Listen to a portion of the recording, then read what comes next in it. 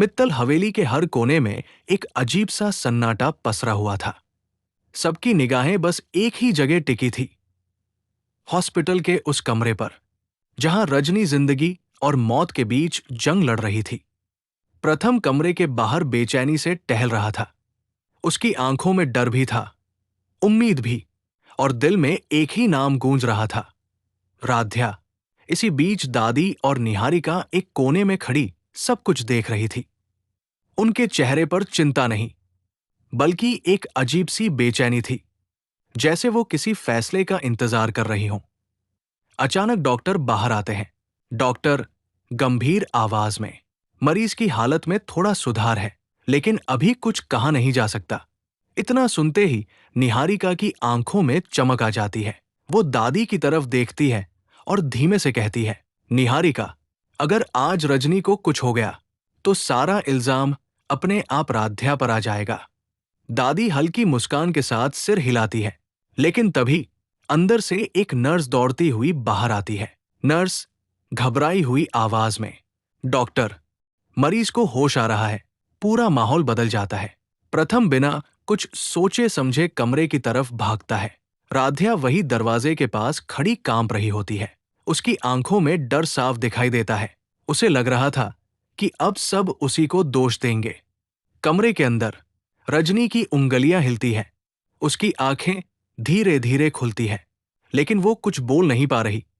प्रथम उसकी तरफ झुककर कहता है, प्रथम, भावुक होकर, मां, मैं यही हूं।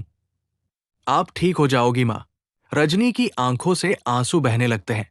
वो इधर उधर देखती है, मानो किसी को ढूंढ रही हो। दरवाजे पर खड़ी राध्या से उसकी नजर मिलती है। राध्या की आंखें भर आती है। वो मन ही मन भोलेनाथ को याद करती है। राध्या मन में, हे भोलेनाथ, अगर आज मां ठीक हो गई तो मुझे किसी इनाम की जरूरत नहीं। इसी बीच दादी तेज आवाज में बोल पड़ती है, दादी, अब तो सब साफ है प्रथम। रजनी की ये हालत जिस वजह से हुई, वो इसी लड़की की वजह से हुई है। निहारिका तुरंत बात बढ़ाती है, निहारिका, हाँ प्रथम, ऐसी लड़की को अब इस घर में रहने का कोई हक नहीं है। कमरे में सन्नाटा छा जाता है। सबकी नजरें प्रथम पर टिक जाती है। प्रथम गहरी सांस लेता है और पूरे आत्मविश्वास के साथ कहता है, प्रथम, बस, अब बहुत हो गया। वो सबकी तरफ देखकर कहता है, अगर आज मां को होश आया है तो सिर्फ और सिर्फ राध्या की वजह से, और ये बात मैं पूरे यकीन से कह सकता हूं। दादी चौंक जाती है।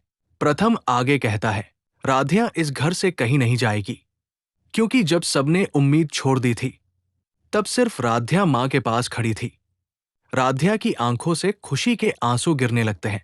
वो चुपचाप मंदिर की तरफ देखती है। राध्या मन में, धन्यवाद भोलेनाथ, आपने मेरी लाज रख ली। डॉक्टर फिर से बोलते हैं, डॉक्टर, ये सच में एक मेडिकल मिरेकल है। मरीज कोमा से बाहर आ चुकी है, हालांकि अभी बोलने में समय लगेगा। पूरा परिवार खुशी से भर जाता है, लेकिन निहारिका और दादी की मुस्कान नकली होती है। उनकी आंखों में डर साफ दिखाई देता है। निहारिका दादी के कान में फुसफुसाती है, निहारिका, अगर रजनी बोलने लगी तो सब कुछ खत्म हो जाएगा। दादी ठंडी आवाज में कहती है, दादी, तो उसे बोलने का मौका ही मत दो। कैमरा रजनी के चेहरे पर जाता है। उसकी आंखों से एक आंसू गिरता है। सवाल यह है, क्या रजनी सच्चाई सबके सामने ला पाएगी, या निहारिका की अगली साजिश राध्या को फिर फंसा देगी? आगे क्या होगा, ये जानने के लिए जुड़े रहिए।